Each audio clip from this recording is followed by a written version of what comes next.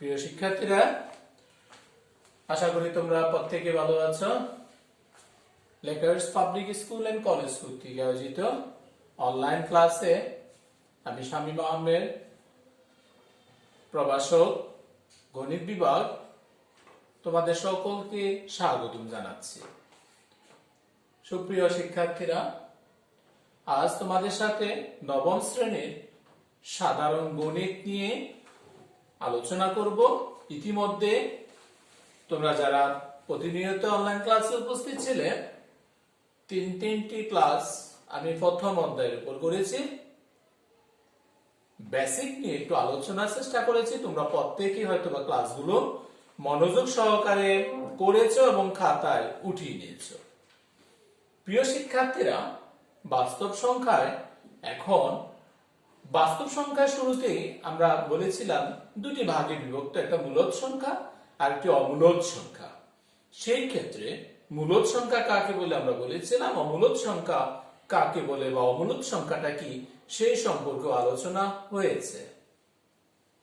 আজ এই ক্লাসে আমি তোমাদের সাথে নতুন একটা টপিকস নিয়ে আলোচনা করছি। সেটা হলো আমাদেরকে প্রমাণ করতে হবে √2, √3, √5, √7, √11, √13, √17, √19, √23, এভাবে আরো যা আছে, √29, √31, √37, √41, এইভাবে মূলদ সংখ্যা যেগুলা বা মৌলিক সংখ্যা যেগুলো, ওগুলো একটা অমূলদ সংখ্যা প্রমাণ করতে হবে।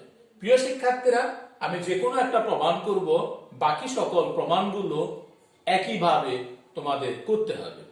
তাহলে প্রিয় শিক্ষার্থীরা, আমি এর ভিতর থেকে যে কোনো একটি প্রমাণ করব, তোমরা বাকিগুলো বা বাকি একটা বা দুটা প্রমাণ করবা, সেম ভাবে প্রত্যেকটির সমাধান তোমাদের করতে হবে। তাহলে আমি প্রথমত সমাধান করছি √5, যে √5 একটি অমূলদ সংখ্যা।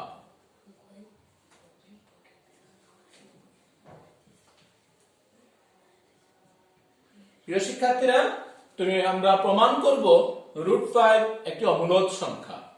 তাহলে প্রথমত ধরে নিব আমরা যে √5 একটি মূলদ সংখ্যা।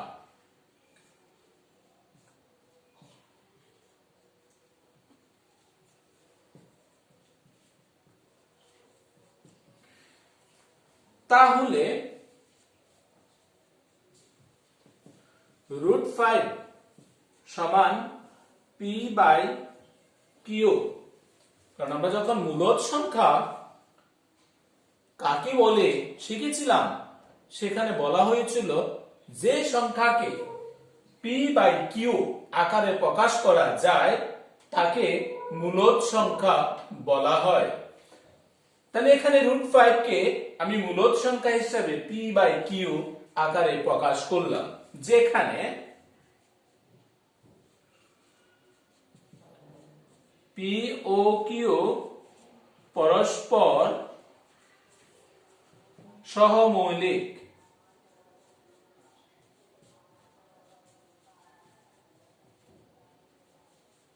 সংখ্যা এবং q greater than 1, q এর মান অবশ্যই 1 অপেক্ষা বড় হবে, বা √5 স্কয়ার সমান p²/q², উভয় পক্ষে কি করলাম, বর্গ করে, বা 5 সমান p²/q²,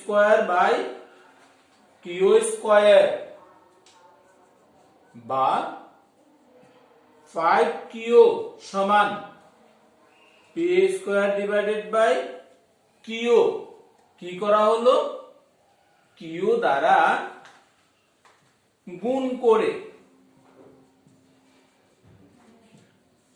উভয় পক্ষকে আমি q দ্বারা গুণ করলাম। তাহলে যা পেলাম, প্রিয় শিক্ষার্থীরা, তোমরা পেয়েছো যে 5q সমান p স্কয়ার বাই q, অর্থাৎ 5q সমান p square divided by q। এখানে 5q একটি পূর্ণ সংখ্যা, কিন্তু p স্কয়ার বাই q পূর্ণ সংখ্যা নয়।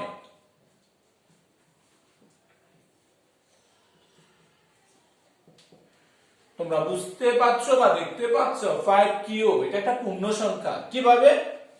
q এর মান 1 বসাও 5, 2 বসাও 10, 3 বসাও 15, 4 বসাও 20, এভাবে q এর যে মানটা তুমি বসাও, কারণ q একটি ন্যাচারাল নাম্বার, তাহলে এটা একটা পূর্ণ সংখ্যা হবে। কিন্তু p এবং q উভয় আবার স্বাভাবিক সংখ্যা, সেই ক্ষেত্রে p এর square divided by q, q এর মান গ্রেটার দেন 1, 1 অপেক্ষা বড়, যেই মানটা বসাবো p স্কয়ার বাই q কখনো পূর্ণ সংখ্যা হবে না, তাই এটা ভগ্নাংশ সংখ্যা দাঁড়াবে। তাহলে প্রিয় শিক্ষার্থীরা, আমি বললাম 5q একটি পূর্ণ সংখ্যা, কিন্তু p স্কয়ার বাই q পূর্ণ সংখ্যা নয়। তাহলে যেহেতু একটা পূর্ণ সংখ্যা আর একটা পূর্ণ সংখ্যা নয়, তাহলে এরা তো পরস্পর কখনো সমান হতে পারে না। সুতরাং 5q এবং p স্কয়ার বাই q সমান হতে পারে না। তাহলে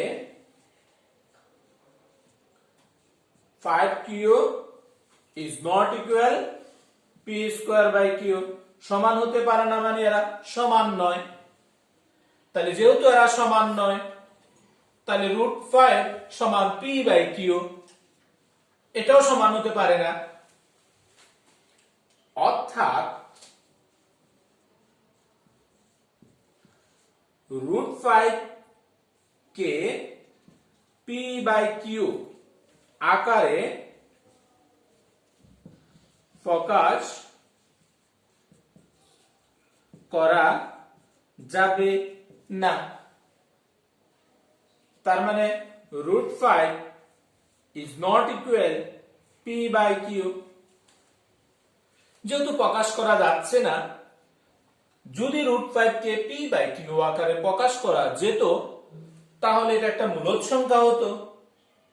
যেহেতু √5 কে p by q আকার প্রকাশ করা যাচ্ছে না, তার মানে এটা মূলদ সংখ্যা নয়। অর্থাৎ বা অতএব √5 মূলদ সংখ্যা নয়।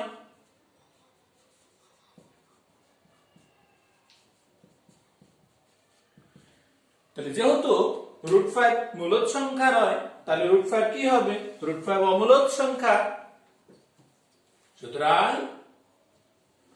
√5 একটি অমূলদ সংখ্যা। আমাদেরকে একই প্রসিডিউরে যতগুলো মান বসিয়েছে আরো যা আছে, একইভাবে প্রমাণ করতে হবে যে ওই সংখ্যাগুলো মূলদ সংখ্যা নাকি অমূলদ সংখ্যা। এটাই হচ্ছে প্রমাণিত যে √5 একটি অমূলদ সংখ্যা। আজকের ক্লাসে এই যে √5 অমূলদ সংখ্যার প্রমাণটা করিয়েছে, প্রত্যেকে খাতায় উঠিয়েছো এবং বুঝতে পেরেছো। একইভাবে তোমরা √3, √7, √11, √13 এটা অমূলদ সংখ্যা কিনা নিজেরা বাসায় প্র্যাকটিস করবে অবশ্যই। প্রিয় শিক্ষার্থীরা, এবার আমরা শিখব আবৃত দশমিক ভগ্নাংশকে কিভাবে গুণ করা হয় এবং কিভাবে ভাগ করা হয়। পরবর্তীতে আমরা শিখব আবৃত দশমিক ভগ্নাংশের যোগ, আবৃত দশমিক ভগ্নাংশের বিয়োগ। 4.3 3 এর উপর পৌনপণে কে 5.7 পৌনপণির দ্বারা গুণ করতে হবে। তাহলে যেহেতু পৌনঃপুনিক আছে, এটা একটা আবৃত দশমিক ভগ্নাংশ।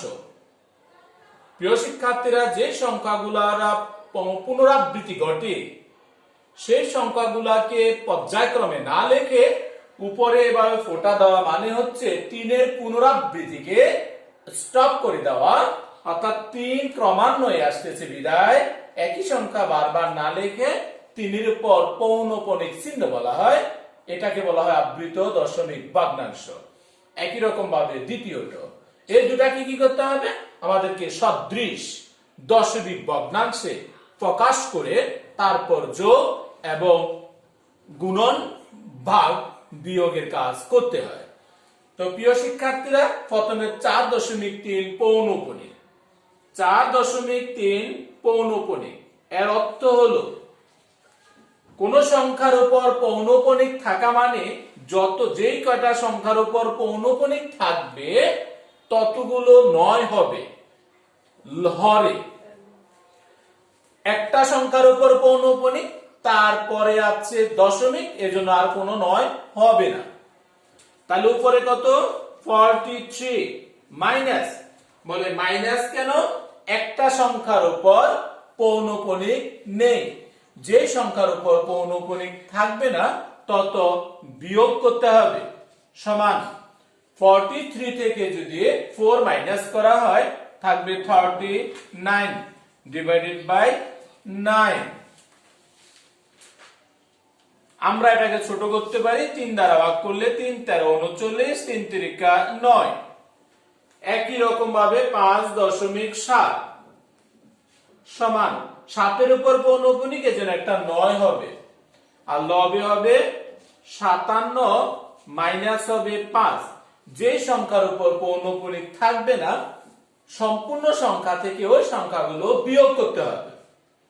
সমান 57 থেকে 5 গেলে থাকবে 52 ডিভাইডেড বাই 9। তুমি যদি ভাগ করা সম্ভব হয় ভাগ করবা, আর না হয় যা আছে তাই থাকবে, ভাগ করা সম্ভব নয়। এবার আমাদেরকে গুণন করতে বলছে, তাহলে লিখবা সুতরাং 4.3 পৌনঃপুনিক গুণন 5.7 পৌনঃপুনিক সমান 4.3 মানে আমি পেয়েছি 13/3 গুণন 5.7 মানে 52/9 সমান এদের গুণফল কত তুমি বের করবা। 3 নং 27 আর উপরে 13 into 52 হবে 676। এবার তুমি যদি এদেরকে ভাগ করো তাহলে ভাগফল যা পাবা তুমি 25.0। ভাগ করলে তুমি ভাগফল যা পাচ্ছ 37, আবারও আসবে 037, আবারও আসবে 037। ক্রমান্বয়ে ভাগফল এরকম ভাবে আসবে যা তুমি ভাগ করে নেবা। সমান 25.037। এই তিনটা সংখ্যা ক্রমান্বয়ে রিপিট হচ্ছে বিদায় এই তিনটা সংখ্যার উপর পৌনঃপুনিক দিবা। তিনটাকে দিতে পারো অথবা 0 এবং 7 এর উপরও দেওয়া যেতে পারে। মাঝখানেরটা না দিলেও এটা ক্রমান্বয়ে পুনরাবৃত্তি হবে, বোঝা যায়। প্রিয় শিক্ষার্থীরা, তার মানে দুটি সংখ্যাকে যখন গুণন করতে বলছে এভাবে সদৃশ দশমিক ভগ্নাংশে প্রকাশ করে তারপর আমাদেরকে কি গুণন করতে হয়, একই রকম ভাবে ভাগও করতে হবে। আশা করি তোমরা এই যে গুণনের কাজটা করেছি সেটা বুঝতে পেরেছ। এটি হচ্ছে নির্ণয় আনসার। একই রকম চেষ্টা করবে। প্রিয় শিক্ষার্থীরা, এবার আমরা আরেকটি ভাগের কাজ করব। 9.45 এটা একটা সদৃশ দশমিক ভগ্নাংশ কে 2.863 6 এবং 3 এর উপর পৌনঃপুনিক, তার মানে একটা আবৃত দশমিক ভগ্নাংশ দ্বারা ভাগ করতে বলছে। তাহলে 9.45 এটাকে যদি সদৃশ দশমিকে প্রকাশ করা হয়, দশমিকের জন্য হরে একটা 1, দশমিকের পরে যেই কটা সংখ্যা ততগুলো 0 হবে, তাহলে উপরে হবে 9 4 5। তুমি যদি ছোট করতে পারো ছোট করবা, আর না হয় এটি থাকবে। পরবর্তীতে 2.863, দুটি সংখ্যার উপর পৌনঃপুনিক মানে দুটি 9। দশমিকের পর আরো একটি সংখ্যা আছে যেটার উপর পৌনঃপুনিক নেই, ওইটার জন্য হবে একটা 0। দুইটা সংখ্যার উপর পৌনঃপুনিক দুইটা 9, একটা সংখ্যা আছে দশমিকের পর পৌনঃপুনিক ছিল না, এর জন্য 0। কিন্তু দশমিকের আগে যেটা একটা পূর্ণ সংখ্যা, এর জন্য এটার উপর শূন্য হবে না, এটার জন্য কোনো কিছুই হবে না।